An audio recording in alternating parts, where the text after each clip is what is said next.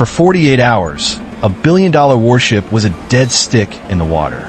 The elite engineers were stumped. Their last hope? A 65-year-old woman in greasy coveralls, armed with a strange, ancient-looking tool. The silence was the most unnerving part. Not a true silence, but the absence of a giant's heartbeat. For 2 agonizing days, the USS Defiance, the pride of the fleet, had floated uselessly in the vast, glittering emptiness of the Pacific. Its primary propulsion system, a marvel of modern engineering, was dead. A floating city holding 5,000 souls, a multi-billion-dollar projection of American power, was now just a very expensive, very vulnerable raft. Down in the cavernous engine room, the air tasted of failure, a metallic tang of ozone and hot, stagnant metal. A labyrinth of color-coded pipes and humming transformers snaked through the space, all of it inert, all of it mocking. At the heart of this paralysis stood Lieutenant Commander Thorne. Young, brilliant, with a string of advanced degrees and a jawline as sharp as his ambition. He was the vessel's chief engineer, and the weight of this colossal failure was crushing him. He stared at the bank of dark monitors, his pristine white uniform already mapping the geography of his sweat. His team, a dozen of the Navy's brightest, milled about, their expressions a toxic cocktail of frustration, exhaustion, and thinly veiled fear. They had run every diagnostic, cross-referenced every schematic on their tablets, and followed every procedure in the manual. Twice. Nothing. Is this some kind of joke? Thorne's voice, sharp and edged with the arrogance of a man who believed he knew everything, sliced through the tense quiet. His glare wasn't directed at his team, but at a figure standing near the main turbine. A woman. She was old, maybe 65, with silver hair pulled back in a severe, practical bun. Her hands, resting calmly on a railing, were gnarled and stained with the ghosts of a lifetime of grease and oil. She wore simple, dark gray coveralls, a stark insult to the crisp uniform surrounding her. Her name was Evelyn Reed, though everyone who'd ever mattered called her Evie. To Thorne, she was an anomaly, an absurdity. Her gaze wasn't on the hostile officer. It was fixed on the colossal, lifeless machine before them, her calm a quiet island in a sea of rising panic. "I asked you a question," Thorne snapped, stepping down from the control platform. The metallic clang of his boots on the gangway was an aggressive punctuation mark. "Who the hell are you, and what are you doing in my engine room?" Before the woman could answer, a gravelly voice rumbled from the hatchway. "She's with me, Commander." Rear Admiral Garrett stood there, his face a grim mask of authority, his eyes weary. He had made the call, a call that had been met with stunned disbelief by his staff. A call to a retired Master Chief Petty Officer living a quiet life somewhere on the coast of Oregon. Thorne straightened instantly, his hostility shifting to a more formal, if still resentful, posture. "Admiral, with all due respect, this is a highly restricted area. We are dealing with a critical failure in a nuclear-powered vessel. We have the best engineers in the fleet working on it. We don't have time for visitors." His gaze flicked dismissively toward Evie. Garrett's eyes narrowed. "The best engineers in the fleet have had 2 days, Kalen. The Defiance is still a barge. Master Chief Reed is here at my personal request." Thorne tasted the title like ash in his mouth. Master Chief. An enlisted woman. An old one. He couldn't hide his disdain. "Admiral, her service records must be decades old. The technology has evolved. We're dealing with integrated digital control systems, not steam gauges and levers. And yet, the levers you're pulling aren't working," Garrett retorted, his voice dangerously low. The public rebuke hung in the air, thick and heavy. The smirks on the faces of the junior officers vanished. Thorne's face flushed a deep, angry red. He felt the sting of humiliation, not just from his superior, but from the silent judgment of the old woman who still hadn't bothered to look at him. Evie Reed finally moved. She ran a worn, calloused hand along a thick conduit, her touch gentle, almost reverent. It was the gesture of a musician tuning an instrument, not an engineer inspecting a machine. Her eyes, the color of a stormy sea, scanned the labyrinth of pipes and machinery, not with the analytical gaze of a technician, but with the holistic view of an artist seeing a complete picture. She was seeing the system, not just the components. She paused, her eyes landing on a small, seemingly insignificant auxiliary valve assembly, tucked away behind a larger coolant pipe. It was a piece of equipment deemed non-critical by the modern diagnostic systems, a relic of an older design philosophy that prioritized manual overrides and backups. The schematics Thorne's team had been studying on their tablets barely even registered its function in detail.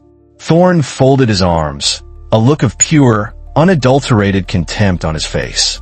He was allowing this farce to play out only because the Admiral was present.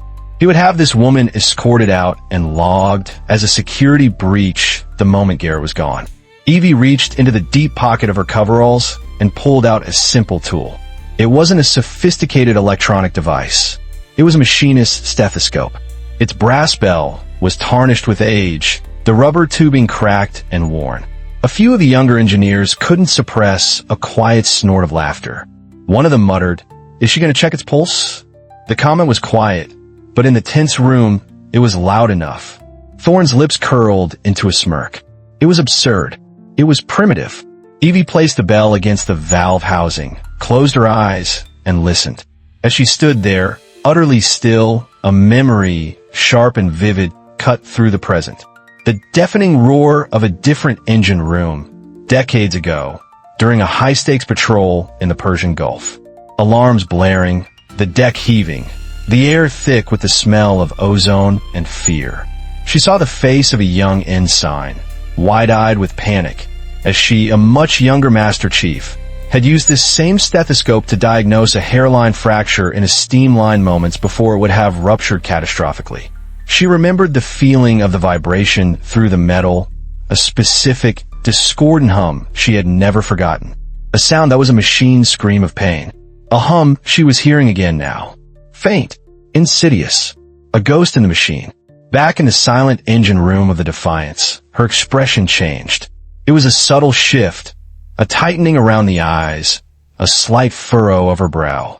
She wasn't just hearing the silence anymore. She was hearing the reason for the silence. Admiral Garrett watched her, his face a mask of anxious hope. Thorne watched them both, his impatience growing with every passing second. The silent standoff was beginning to feel unbearable. He was about to speak when Evie opened her eyes, a flicker of certainty in their depths. She knew, unseen by the senior officers, a young petty officer named Maya Santos stood by a secondary communications panel. She had been watching the entire exchange, her initial amusement turning to a growing sense of unease. She had seen the way the old woman had touched the machinery, the look in her eyes. It wasn't the look of a confused old-timer. It was the look of a master craftsman. She had also seen the undisguised contempt on her superior's face. She knew Lieutenant Commander Thorne. She knew his arrogance, his absolute faith in his own modern training, and his dismissal of anyone who didn't fit his mold. She had heard the whispers about who the old woman might be. A legend, a ghost from the old Navy, a woman they called the Engine Whisperer. She saw the cold, dead readouts on the main control panel and the rising panic in the eyes of her fellow engineers. This wasn't a technical problem anymore. It was becoming a crisis of leadership. With a deep breath, her fingers flew across the console, typing a discreet message. It wasn't anyone in the engine room, or even to the bridge. It was a direct, encrypted message to the Fleet Admiral's personal aide, a man she had once served under and knew to be a no-nonsense problem solver. The message was simple. Sir, Admiral Garrett has brought a civilian consultant aboard the Defiance to assess engine failure. Name is Evelyn Reed. LCDR Thorne is obstructing. Situation critical.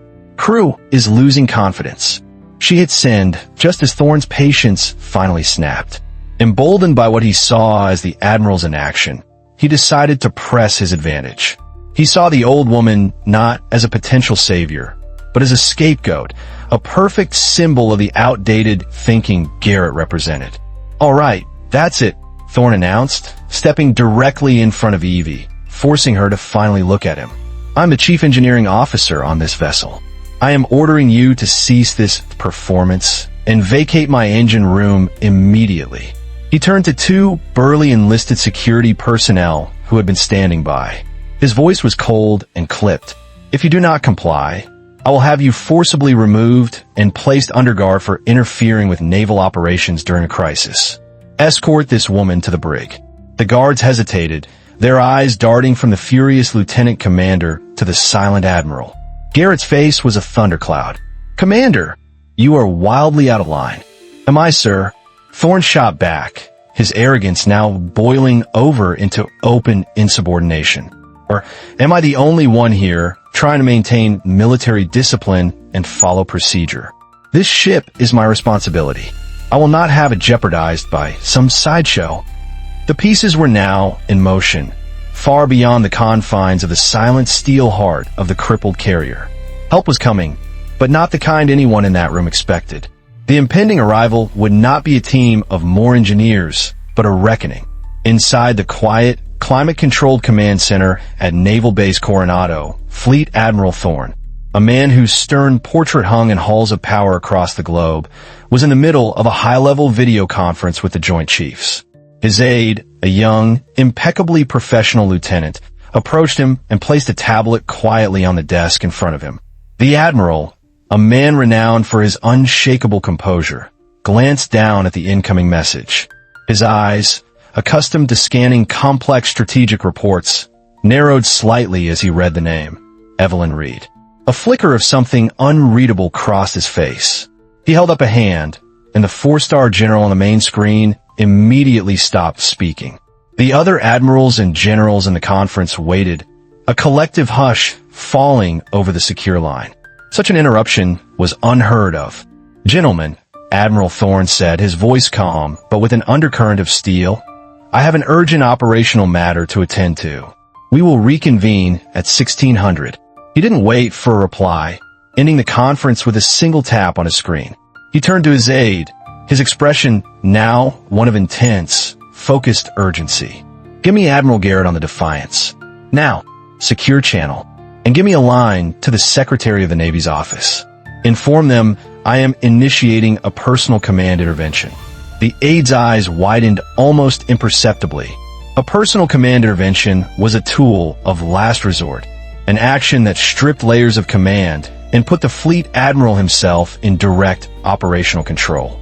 It was almost never used. "Sir, the matter on the Defiance," the aide began. "The matter on the Defiance," Admiral Thorne cut in, his voice sharp, "now involves Master Chief Evelyn Reed. Do you have any idea who that is?" The aide, a top graduate of the Naval Academy, a man who could recite the specifications of every ship in the fleet, shook his head. "No, sir. Her records are classified above my clearance." Admiral Thorne stood, his powerful frame casting a long shadow. "She's the woman who wrote the book on these engines. Not the manuals you read, Lieutenant. The real book, the one written in sweat and grit and intuition. She's the woman they called when the prototypes were failing on the test stand 30 years ago. She's the reason those reactors have a near-perfect safety record. Now give me that connection." As the aide scrambled to comply, the Admiral stared out the window towards the sea.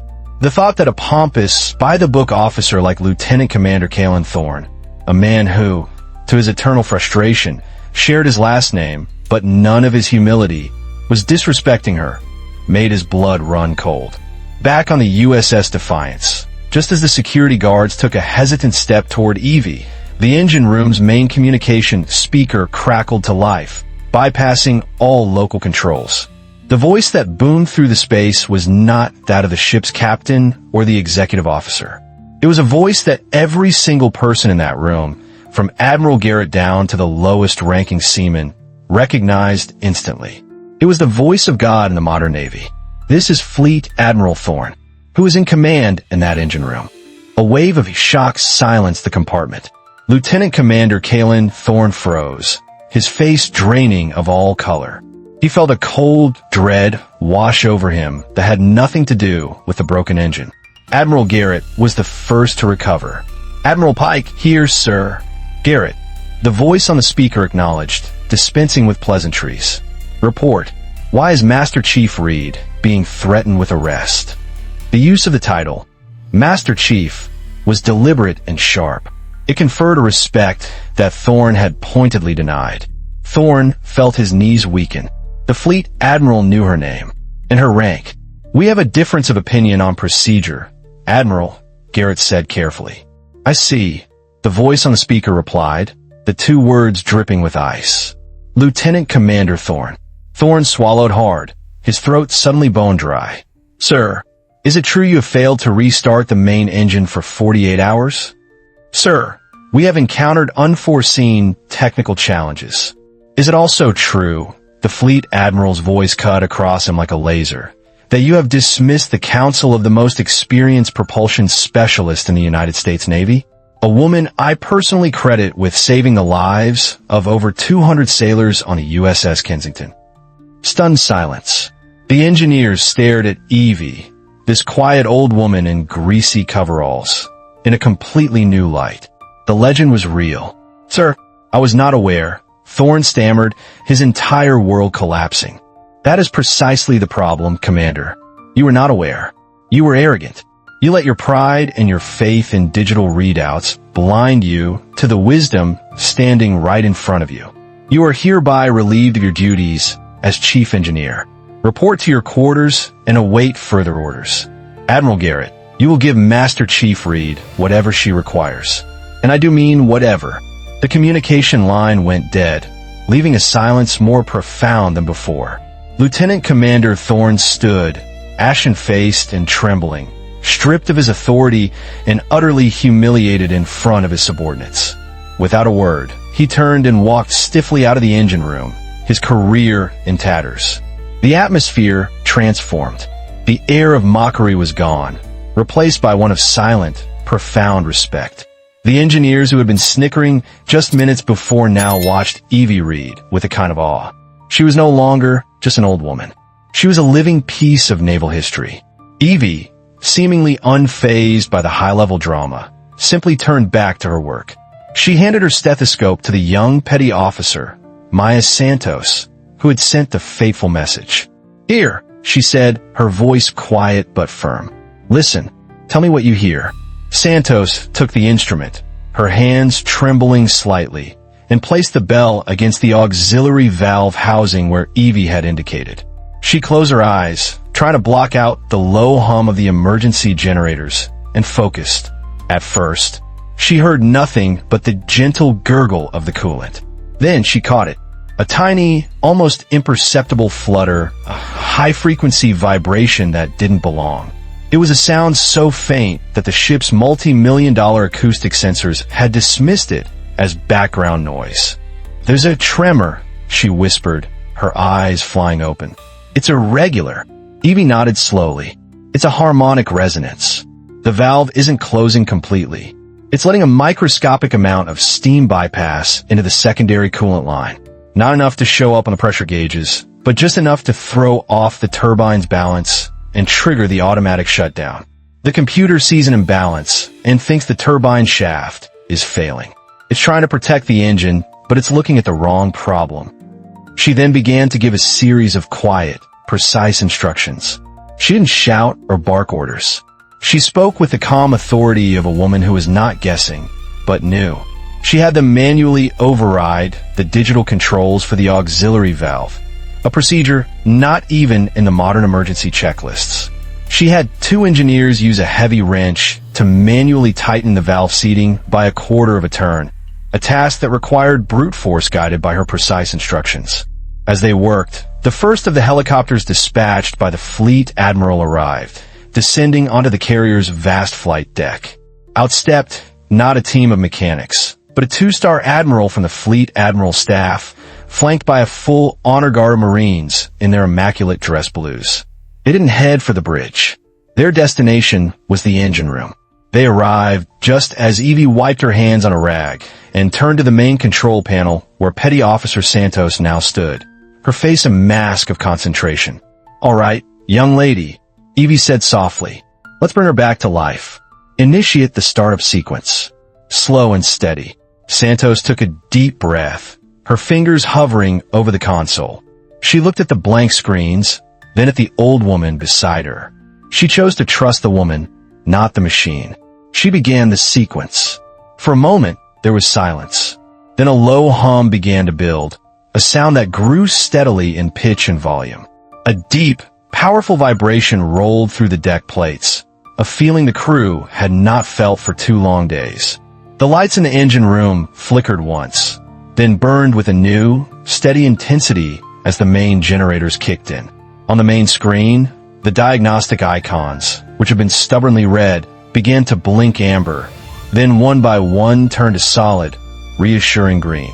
The roar of the main turbine filled the space, a triumphant, living sound that echoed through the entire ship.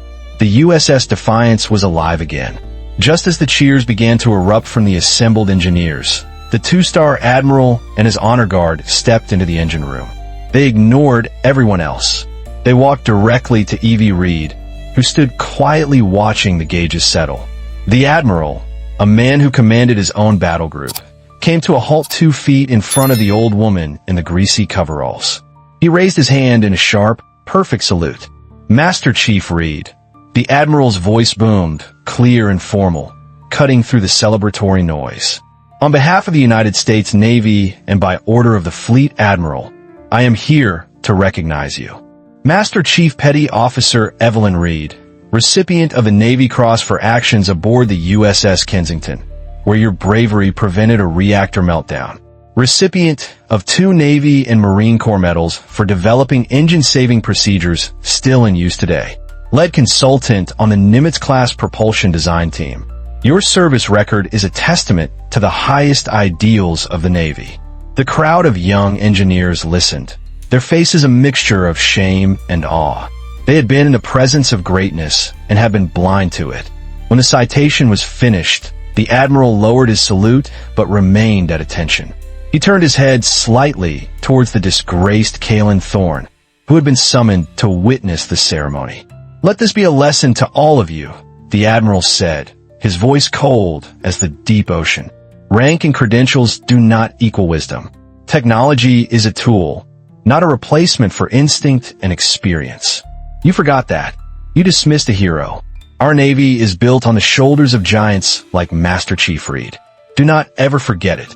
He then turned back to Evie.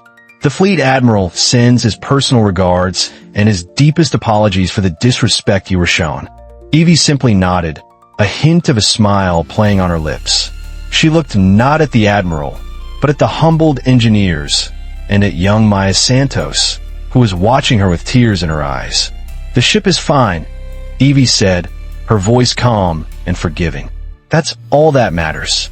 The machine just needed someone to listen to it. Sometimes people do, too." The formal apology from the Navy was swift and public. An official letter was placed in Lieutenant Commander Thorne's permanent file, effectively ending any chance of further promotion. More importantly, a new training mandate was issued fleet-wide. It was called the Reed Protocol, and it required all engineering officers to spend time learning the older manual systems and to study historical case files of failures that were solved by intuition, not just diagnostics. A week later, on a quiet street in San Diego, a man in a crisp but undecorated naval uniform was walking. It was former Lieutenant Commander Thorne. As he rounded a corner, he saw an old woman tending to her garden, carefully pruning a rose bush. It was Evie Reed. Thorne stopped, his heart pounding. He had been rehearsing this moment in his mind for days. He walked slowly towards the fence. "Master Chief," he said, his voice barely a whisper. Evie looked up, her eyes showing no hint of malice or triumph. She simply nodded. "Commander, I wanted to apologize," Thorne stammered, the words feeling inadequate. "I was arrogant. I was wrong. What you did, it was my job." Evie finished for him, her voice gentle. "And you're trying to do yours. You just forgot to listen." She snipped a perfect white rose from the bush and offered it over the fence. The most complicated machines are still just a collection of simple parts. You just have to find the one that's out of tune. Thorne took the rose. Its simple beauty was a stark contrast to the complex, unyielding machinery he had dedicated his life to. He understood then. It wasn't about man versus machine. It was about humility. It was about recognizing that true strength often came in the quietest, most unassuming forms. He finally nodded, a genuine, humble gesture of respect. And in that quiet moment, a lesson was truly learned. Evie Reed's story reminds us that true wisdom sometimes isn't found on a screen, but in the quiet, humble dedication of those who have put in the work. Do you have a hero like this in your life? Share their story in the comments below. Let's celebrate them together. Comment respect to honor the quiet professionals among us. And if this story of earned respect moved you, don't forget to like, share, and subscribe for more stories of true valor.